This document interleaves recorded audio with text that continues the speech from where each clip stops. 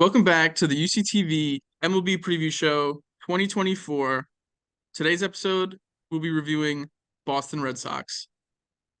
First up, we're looking at the losses for the Red Sox from 2023. Those names include James Paxton, Adam Duvall, Corey Kluber, Chris Sale, longtime Red Sox, and Justin Turner. Joe, your thoughts? Yeah, so they didn't lose a whole lot as far as talent, but with the struggling team that they have slated for this year, they could have definitely used some of these guys. It seems like they kind of just let them all go, I would assume because of their age. It seems like they're all like 35 plus, which kind of could hurt them. Adam Duvall was one of their better players. He was balling out in the 90 games he played. Paxton, Kluber, they're just old pitchers. I mean, you know what you're gonna get out of them, but they're just slowly declining because they're heading to the end of their career. Chris Sale, longtime Red Sox. He's good when he's healthy sometimes, but he's still got nasty stuff, and I think he's gonna turn up with the Braves. And Verdugo, probably one of their better hitters. That's a tough loss. There's definitely a falling out with him. They lost names. They lost name factors. Guys who you recognize hitting in the lineup or pitching on the bump. And some of the guys coming in to replace them are, at least not yet, notable players. So we'll see how that works out for them.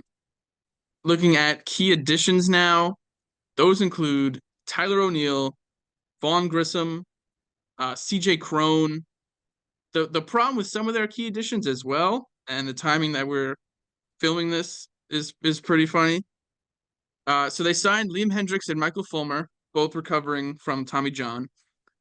And then just today they had previously signed Lucas Giolito, and he's trending towards Tommy John as well. That news broke today. So that's three key additions, all pitchers, all down for likely the whole year. Yeah, you hate to see it. And as I was doing my research for this video, I stumbled across that they signed Giolito because I completely forgot because it happened so long ago because this offseason's been so long. Literally, as I saw he was there, I got the notification from I think Passon that he's probably gonna be out for the year. You hate to see it. I texted you immediately. I was like, this is something that would happen in the Mets, They sign a big name guy and he gets hurt for the year.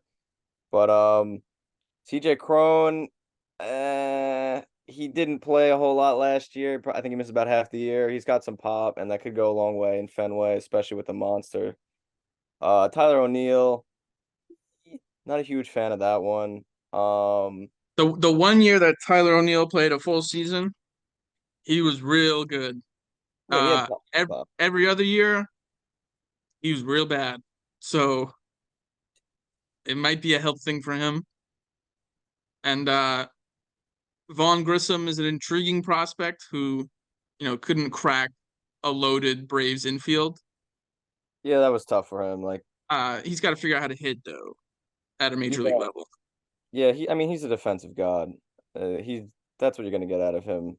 He can't. The good thing is he should have plenty of opportunity on this team.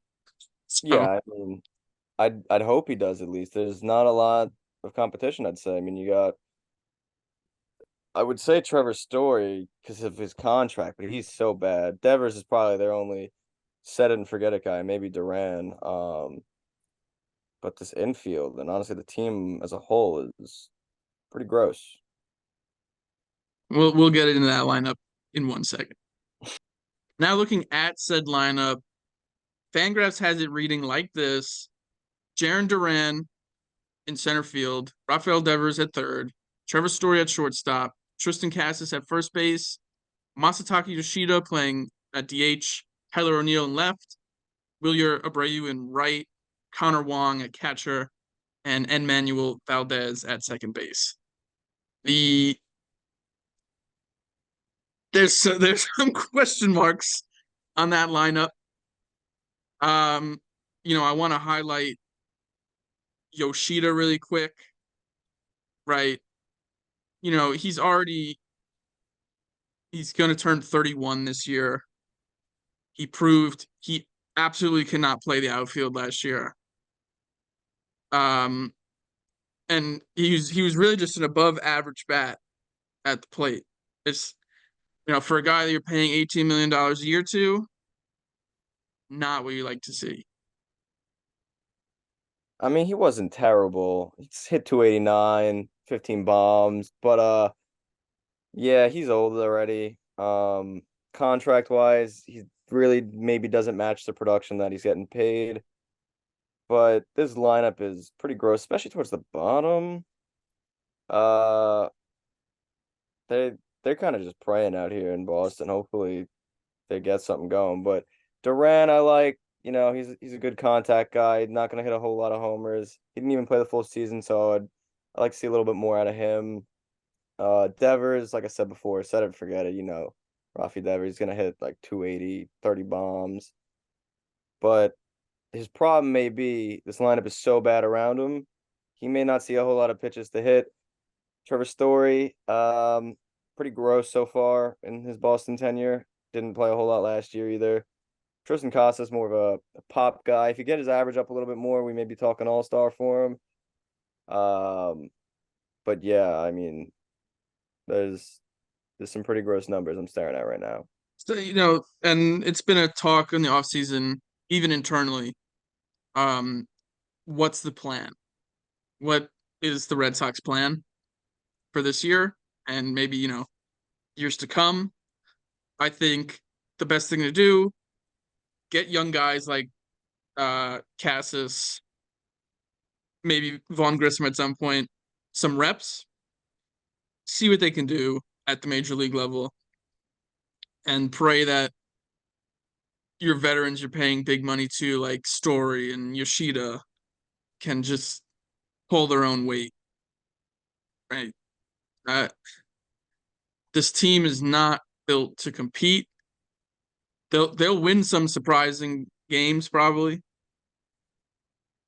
They'll knock off a contender every once in a while, but the playoffs are not in the cards for this team. Yeah, they're definitely not a playoff team. And from what I'm looking at right now, their farm system is pretty depleted as well, so I don't really see much action of them bringing somebody up. I mean, they got a couple top 100 guys, but they're all in double A or lower, it seems like. So I don't think they're going to be popping up anytime soon. So I And that would think, be another thing for the vets to, show up, show out for the trade deadline, and maybe collect something from some of the underperformers from years prior. yeah, I guess that's really all they could hope is do what like the Mets did last year is just dump all they can to get some prospects and rebuild because this is gross. This is very gross. Now looking at the Red Sox rotation, uh, not much better than the Red Sox lineup, but they're relatively young. They have guys who have proven they can at least, take innings at the major league level. And Brian Bello is an intriguing prospect who should hopefully continue to get better. He's got a he might have a bit of a rough uh field behind him, but we'll see. Yeah, this rotation is pretty smelly to say the least. Didn't have a guy have everybody in this rotation had above a 4 ERA last year, which you hate to see. They really could use Giolito, but like we touched on before, he's probably gonna miss the whole year. If I'm a Red Sox fan, we're hoping Bello could do some. He had a little bit above 4 ERA last year. He's young. He had his first full year last year, so hopefully he could build off of that. My new favorite baseball name, possibly Cutter Crawford. He uh he was okay last year with also just above a 4 ERA. Hopefully he could do something. Maybe he could develop a cutter if he doesn't already have one. But there's not a lot of hope here besides the fact that they're a relatively young rotation across the board. But I wouldn't be very happy to have this as my rotation. A lot of these guys have good stuff. It's about, you know, can they offset the struggles that the offense might run into? Yeah, And it's I not think lining up. think no. We'll quickly look at their bullpen. Kenley Jansen, solid, been solid Dog, for years. dog. Beyond that, I was talking about it, like things that they lost in free agency earlier. We're missing names. We're missing name factor. Uh, it's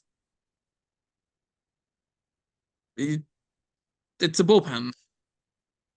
They will pitch. They will throw the baseball. Personally, I think this is probably the best part. But like we were talking about before this even we started recording, they were in a lot of low leverage situations last year, so I guess these numbers really are a little deceiving. It's gonna be Kenley Jansen versus the world with his boy Chris Martin, I guess. Former Met Joely Rodriguez was very terrible last year to say the least. Uh, I I wouldn't even have him make the roster if I'm their GM. He's buns. But that's the thing is with all the injuries and the lack of effort to go get some, you know, notable players, you're gonna end up with the Joely Rodriguez. You're gonna end up with, you know, CJ Crone getting 300 plate appearances for you in a season. Like these are things that